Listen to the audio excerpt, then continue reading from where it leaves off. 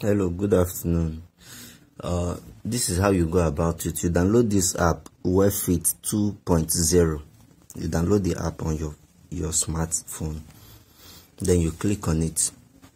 You can register, you can sign in, but just go to enter directly.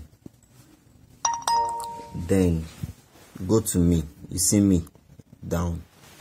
Then you see device management. Click on it. Connection management. Then you can now search for your device. I've already paired one, but you search for your device. So these are all devices available. So the smartwatch is Earth 10. You click on it, connected. Then you go back. Then finding bracelet. When you click on finding bracelet, you automatically be vibrating. The smartwatch will automatically be vibrating. That shows that you connect it. You've connected it very well. Then personal information, you can set up all these ones if you like.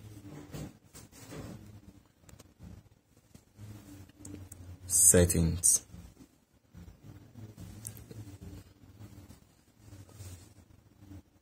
For notifications,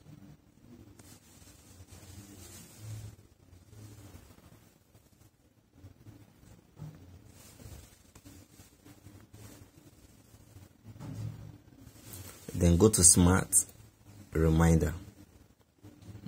And this smart reminder, go to app notification.